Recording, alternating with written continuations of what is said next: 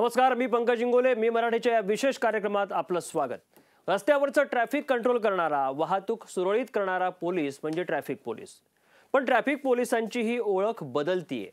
सिग्नलच्या पुढे एखाद्या झाडामागे किंवा गाडीमागे लपून राहणारा आणि तुम्ही सिग्नल तोडलात की चटकन पुढे येऊन तुम्हाला अडवणारा, मग तुमच्याकडून चिरीमिरी वसूल करणारा, हीच हल्ली ट्रॅफिक पोलिसांची ओळख बनली. यात अनेक इमानदार पोलीसवालेही आहेत. पण ट्रॅफिक पोलीस हप्ता वसुलीकडे का वळलाय? त्याला असं का करावं लागतंय? काय आहे यामागचं भीषण सत्य? याचा पर्दाफाश आम्ही करणार आहोत आमच्या विशेष कार्यक्रमात हप्ता लाईव्ह.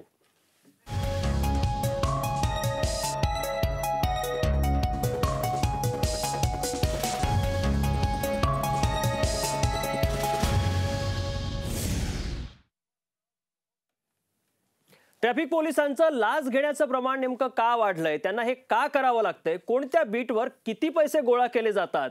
याचाच पर्दाफाश केलाय मुंबईच्या ट्रॅफिक विभागातल्या सुनील टोके या ट्रॅफिक पोलिसानं.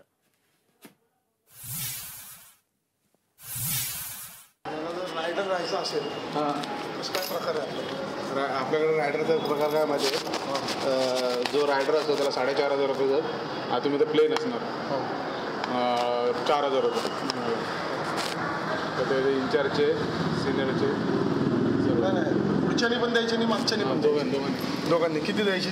पुढच्याने 400 4,500 आणि मागच्याने 4 9,000 नाही 9,000 8,500 मागे 2 महिने झाले आपल्याकडे कारवाई चालू नव्हती. बघ आम्हीच खोड घातला होता की म्हणजे आपण कारवाईच नाही करत तर तुम्हाला पैसे कुठून देणार? तर सिनियर ऐकतच नाही बोलतो. तुम्ही जेव्हा जास्त कमवतो तेव्हा बोलतात का सिनियर जास्त कमवतो? नाही, ते ज्याला मला हे नाही समजत पैसे का द्यायचे त्यांना. तेच मला ते समजत नाही का पैसे द्यायचे आपण पहिलीच. अरे ते पहिलं प्रत्येक डिव्हिजनला 3-2,500 रुपये. नाही पण ते हे का गोळा करतायत कशाला पैसे? मला हे नाही समजत पैसे का द्यायचे त्यांना. तेच मला ते समजत नाही का पैसे द्यायचे आपण पहिलीच. अरे ते पहिलं प्रत्येक डिव्हिजनला 3-2,500 रुपये. नाही पण ते हे का गोळा करतायत कशाला पैसे? का गोळाच करायचे का? नोकरी आम्ही करणार, त्रास आम्ही काढणार. कस्टमर कसले शिवीगाळ करतात माहिती आहे तुम्हाला? आम्ही लोकांकडून पैसे घेत नाही तर तुम्हाला कुठून द्यायचे यार? तुम्ही सरसकट वरिष्ठांना पैसे देताय म्हणून तुम्ही आम्हाला त्रास देताय. आणि त्यांना हे सांगितलं की ते म्हणतात वरिष्ठ आम्हाला त्रास देतात, पैसे देत नाही म्हणून. पैसे बी नाही बोलत आपला. एस तांदूळकर साहेब पैसे नाही दिले ओरडतो मग ते त्रास देतं माहिती आहे का? ते पैसे लेट पोचले तरी ते झाड टाकले त्याने दुपारी झोपले द्यायचे तरी. ट्रॅफिकमध्ये राहावं का नाही असं झालंय. तर आपण ऐकलं ट्रॅफिक पोलिसांची ही हप्ता सिस्टम कशा प्रकारे काम करते. टोके यांनी यावरून पडदा उठवलाय. पाहूयात ही सिस्टम कशी चालते ग्राफिक्सच्या माध्यमातून. ट्रॅफिक हवालदार ड्युटी लावण्यासाठी किंवा एखादी पोस्ट मिळवण्यासाठी अधिकाऱ्यांना लाच देतात. तसंच आवडत्या जागी काम करण्यासाठीही प्रत्येक महिन्याला 1,500 ते 2,000 रुपये द्यावे लागतात. पोलीस रायडरनाही ड्युटी इंचार्जला 4,500 रुपयापर्यंतचा हप्ता द्यावा लागतो. ज्यांना कमी काम हवं असतं, जिथे त्रास नाही, अशांसाठी ड्युटी इंचार्जला लाच द्यावी लागते. रस्त्यावर गाड्या उभ्या करणाऱ्या गाड्यांच्या शोरूम कडूनही महिन्याला लाच घेतली जाते. बेकायदेशीरपणे बस ट्रक पार्क करणाऱ्यांकडूनही लाच घेतली जाते. हवालदाराला ज्यानं जमवलेली त्यानं रक्कम ड्युटी इंचार्जला द्यावी लागते, जो ते पैसे ट्रॅफिक पोलीस स्टेशनच्या इंचार्जला देतो. ही सगळी रक्कम वर बसलेल्या अधिकाऱ्यांपर्यंत पोहोचते. आपल्यासोबत हा सगळा पर्दाफाश करणारे हेड कॉन्स्टेबल सुनील टोके स्टुडिओमध्ये आहेत. सुनीलजी, आपल्या या चर्चेमध्ये स्वागत. हा सगळा प्रकार धक्कादायक प्रकार आहे. हा सगळा प्रकार आणि हे जे रॅकेट आहे, हे नेक्सस आहे, हे देखील आम्ही बघितलं. काय हा सगळा प्रकार? कारण तुम्हीच हा पर्दाफाश केलाय. सर असं आहे, आमच्या ट्रॅफिककडे जो भ्रष्टाचार चालला आहे हा अनेक वर्षापासून चालू आहे. यासाठी अनेक वर्ष बहुतेक लोकांनी प्रयत्न केलेले आहेत. यापूर्वीही माननीय संजय बर्वे साहेब होते ट्रॅफिकला, त्यांनी ह्या खात्याचा पूर्ण पर्दाफाश केला होता ह्या विभागाचा. त्यानंतर त्यांची बदली झाली. त्यानंतर परत जो भ्रष्टाचाराचा महामेरू जो वाढत गेलाय तो आता जवळजवळ गगनाला भिडला. सर्वसामान्य माणूस जो रस्त्यावरून गाडीने जात असतो त्या सगळ्यांच्या मनात आहे की ही खाबूगिरी चालते, हे प्रत्येकाच्या मनात आहे. पण हे जे रॅकेट तुम्ही उघडकीस आणलंय हे धक्कादायक आहे. म्हणजे प्रत्येकापर्यंत पोहोचणारे पैसे आणि हे अगदी वरिष्ठांपर्यंत हा सगळा प्रकार जो तुम्ही उघडकीस आणला, हे काय नेमकं नेक्सस आहे हे आम्हाला तुमच्याकडून जाणून घ्यायचं. असं आहे, मी 1-1.5 वर्ष झाले गोरेगाव वाहतूक विभाग या ठिकाणी नोकरी करतोय. बाहेर जी मिळेल नोकरी ती मी करतो, कारण यापूर्वी मी कधीही ट्रॅफिकला नोकरी केलेली नाही. तिथे असं आहे की मी नवीन असल्यामुळं मला त्याचा अनुभव येणं किंवा माहीत पडणं ह्या गोष्टी थोड्या दुरापास्त झाल्या होत्या. हळूहळू सगळं माहीत झालं. त्याच्यानंतर जुने लोक मला सांगायचे, अरे बाबा तू जे इन्चार्ज डिमांड करतील किंवा तुला आरामाची नोकरी हवी असेल तर इकडे पैसे हे द्यावेच लागतील तुला. म्हणजे हे सर्रास चालतं? हे सर्रास चालतं. त्यानंतर मी थोडंसं त्या याच्यामध्ये इन्व्हॉल्व झालो. साधारणतः काय रेट असतो? आता जर समजा तुम्हाला एक चांगली नोकरी हवी आहे आरामाची, आता आमच्याकडे आता असे नोकरी करतायत लोक गेले एक वर्षभर की सकाळी 8-9ला येणे, 10-11 वाजता घरी जाणे. सकाळी 8-9ला येऊन 10ला घरी जाणे. आणि त्याला नाव दिलेलं आहे चढणी आणि उतरणी. चढणी आणि उतरणी याचा अर्थ असा की जिकडून वाहनं चढली जातात पुलावर आणि जिकडे उतरली जातात त्या दुट्या फक्त 2.5-3-4 तासाच्या आहेत.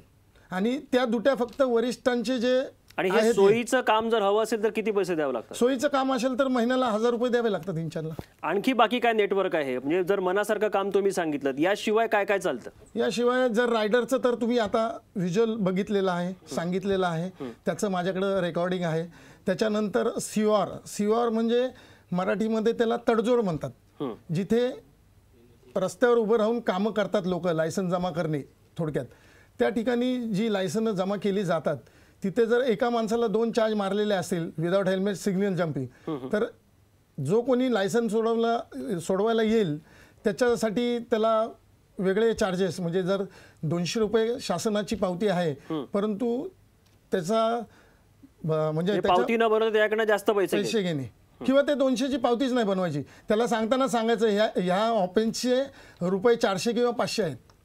नक्की हा अतिशय महत्त्वाचा मुद्दा. आणि मला प्रेक्षकांना या ठिकाणी सांगायचं आहे की तुम्ही जेव्हा पावती बनवत नाही आणि जेव्हा जास्त पैसे देतात ते तुम्हाला त्यासाठी का भाग पाडलं जातं, हे पैसे कुठपर्यंत वरपर्यंत जातात हे देखील आपण सुनील टोके यांच्याकडनं जाणून घेणार आहोत. ते या सिस्टीमचा भाग बनले नाही, ते बाजूला पडले, पण ते का नेमकं बाजूला पडले, असं त्यांना बाजूला का पडावं लागलं, हेही आपण त्यांच्याकडनं जाणून घेणार आहोत एका छोट्याशा ब्रेक नंतर.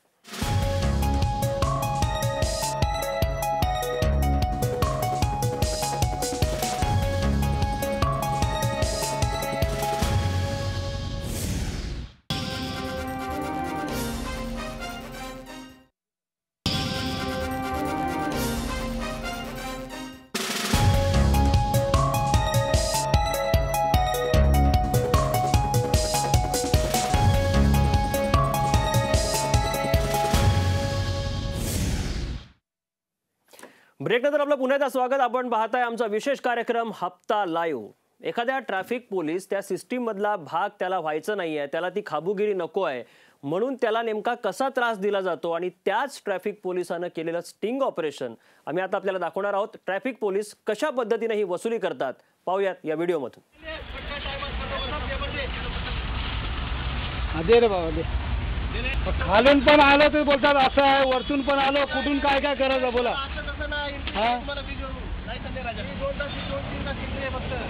हो साहेब, खालून पण असं सांगतात.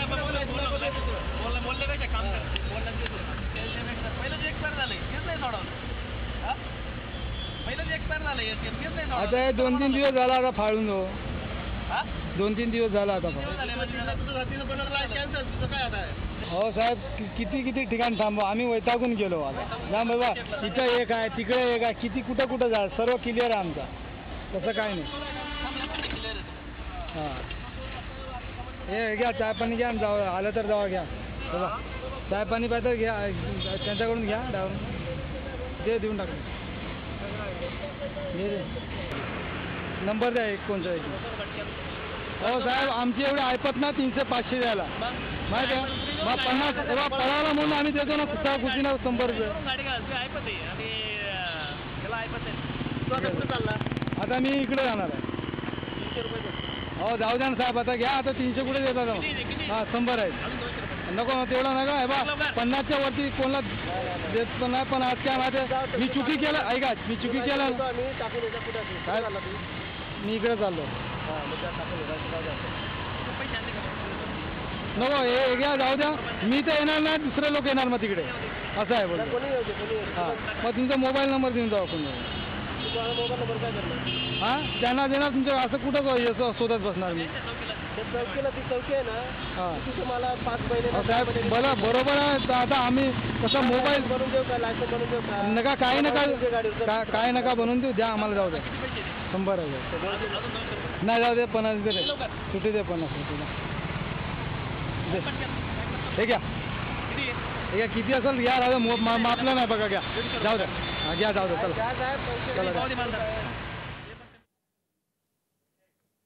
तर या व्हिडिओमधून तुम्ही चिरीमिरी मागचं विदारक सत्य बघितलं.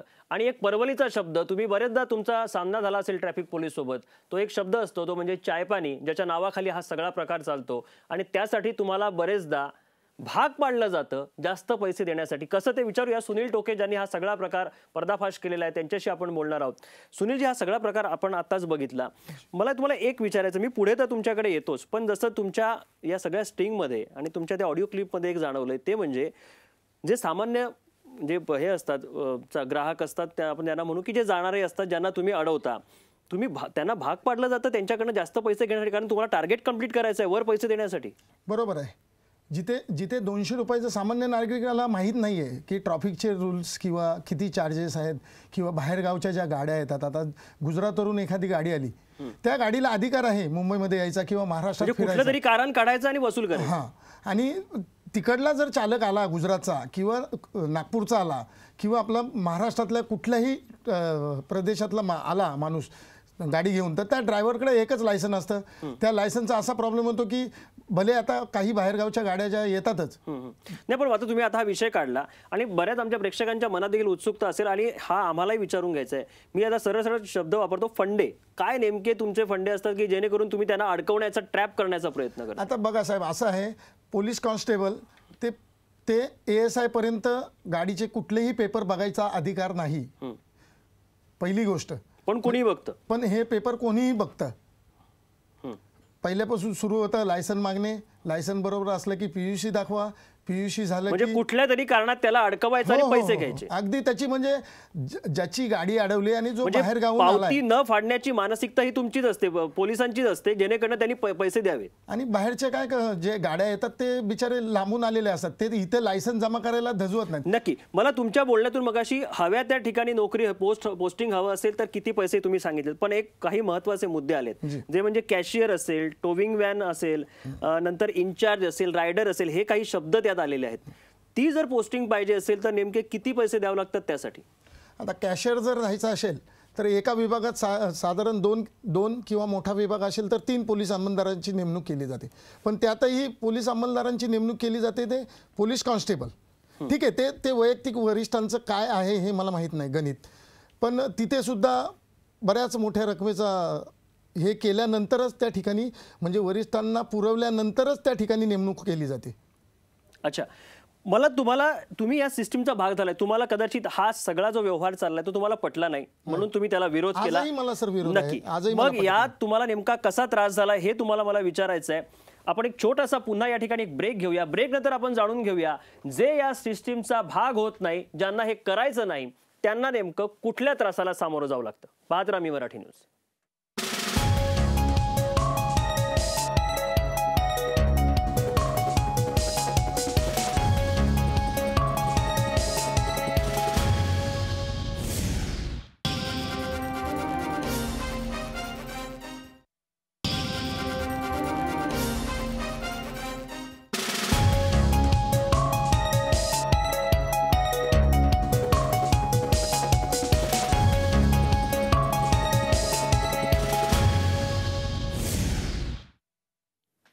ब्रेक नंतर आपलं पुन्हा एकदा स्वागत. आपण पाहताय आमचा विशेष कार्यक्रम हप्ता लाईव्ह, आणि या कार्यक्रमात ज्यांनी पर्दाफाश केलाय, ट्रॅफिक डिपार्टमेंटमध्ये काय काय खाबूगिरी चालते वरपासून खालीपर्यंत, असा लढवय्या एक पोलीस ऑफिसर, आपल्या पोलीस कॉन्स्टेबल आपल्या स्टुडिओमध्ये आपल्यासोबत आहे, सुनील टोके.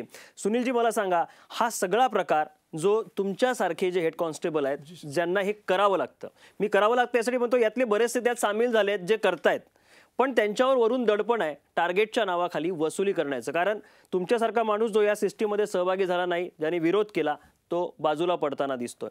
हे वरून काय नेमकं प्रेशर असतं हे थोडक्यात सांगा. मला त्यानंतर असा त्रास दिला, आम्हाला टार्गेट ठरवून दिलं जातं, दिवसाला 40 कारवाया करा. दिवसाला 40 कारवाया करा. झाल्याच पाहिजेत. जर त्या केल्या नाही तर आमचे जे वाहतूक उपनगराचे जे माननीय पोलीस उपायुक्त आहेत प्रताप म्हणजे जे बाकीचे खंडणीखोर असतात त्याच्यासारखंच हे काम आहे. ते दुकानातून हप्ता वसुली गुंड करतात तशा प्रकारचा. प्रदीप दिवेगावकर साहेबांनी असं म्हणजे ज्यांनी कमी कारवाया केल्या त्यांच्या 1-1 वर्ष 2-2 वर्ष वार्षिक वेतनवाढ रोखलेले आहेत. हे इतकं मोठं वरपर्यंत नेक्सस आहे. हां, आणि आता तर मला माझ्या रेकॉर्डिंगमध्ये असं माहिती मिळाली आहे की याचे पैसे जॉईंट ॲडिशनल CP पर्यंत जातात. आमचे पूर्वीचे जे जॉईंट CP होते त्यांच्याबद्दल तर मी त्यांच्याकडे इतक्या वरच्या लेवलपर्यंत हा सगळा. मला तुमच्यापर्यंत यायचं आहे, तुम्ही जेव्हा याला विरोध केला तुम्हाला नेमका कसा त्रास झाला? त्यानंतर मी म्हणजे मला जे नोकरी जिथे 2 माणसांचं कर्तव्य करण्याचं ठिकाण आहे तिथे मला एकट्याला नोकरी दिली जायची.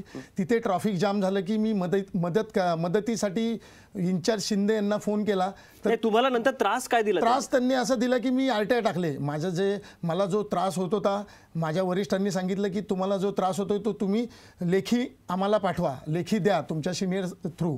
त्या पद्धतीने मी ते केलं. आमच्या वरिष्ठांचं जे आहे मानसिक त्रास झाला, काही शिवीगाळ झाली? मानसिक त्रास झाला. मंत्रालयात ज्यावेळी मी जैन साहेब आहेत माहिती आयुक्त त्यांच्याकडे गेल्यानंतर आमचे पूर्वीचे प्रभारी PI भालशंकर साहेब, दुसरे आत्ता जे आहेत भरत कुंडलिक कुंभार साहेब आणि ACP SS तांदळेकर तत्कालीन आता जे निवृत्त झालेले, त्यांनी काय केलं? त्यांनी साहेबांना जे जैन साहेब आहेत त्यांना चुकीची माझ्याबद्दल माहिती दिली की मी 8 महिने शिकमध्ये आहे, त्रास काय दिला? त्यानंतर मी जे त्यांना सांगितलं जैन साहेबांना, साहेब असं आहे मी कामावर आहे. दुसरी गोष्ट ACP साहेब कशी शिवीगाळ करतात, पैसे आम्ही देत नाही म्हणून तुम्हाला शिवीगाळ केली. हां, ते मी त्या सरांना सांगितलं. त्यानंतर ते तिथे जरासं मला आतमध्ये उलटसुलट बोलले. नंतर बाहेर आल्यानंतर माझी मिसेस बाहेर होती, माझे इतर म्हणजे कर्मचारी होते, त्यांच्यासमोर त्यांनी मला इतक्या अर्वाच्य भाषेत थोडक्यात मला सांगा आता तुमची काय नेमकी मागणी आहे? या सगळ्या सिस्टीमचा तुम्ही पर्दाफाश केला, भांडाफोड केलाय.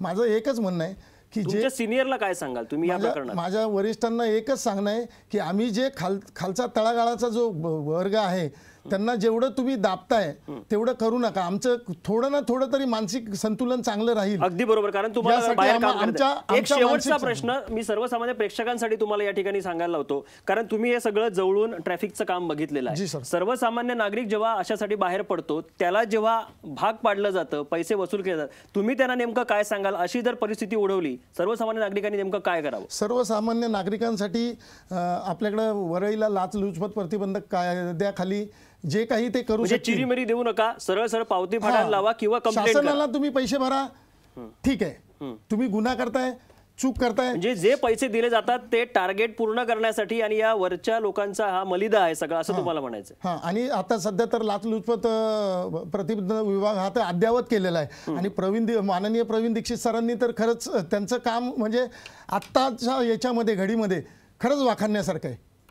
नक्की. धन्यवाद. तुम्ही सुनील टोके, तुम्ही या कार्यक्रमात सहभागी झालात आणि हा सगळा भांडाफोड केलात. तुमचं कौतुक करावं तेवढं थोडंच आहे, कारण तुम्ही स्वतः नोकरीत असताना सुद्धा हा सगळा प्रकार भांडाफोड केलेला आहे. तुम्हाला झालेला त्रास झालेला आहे आणि तुम्ही या स्वतः सिस्टीमचा भाग झाला नाही, यासाठी तुमचं कौतुक जास्त आहे. तर प्रेक्षकांनी आम्हाला हे सांगायचं आहे, हा सगळा प्रकार ज्यांनी उघडकीस आणला त्यांना आम्ही या स्टुडिओत यासाठीच आणलं होतं, कारण ज्या गोष्टीला तुम्ही रोज फेस करता सर्वसामान्य रस्त्यावर असताना त्याच्या मागे नेमकं काय काळाबेरं चाललेलं आहे हे सगळं तुमच्या समोर मांडण्याचा हा प्रयत्न होता. या विशेष कार्यक्रमात इतकंच. ताज्या बातम्यांसाठी तुम्ही पाहत राहा मी मराठी न्यूज.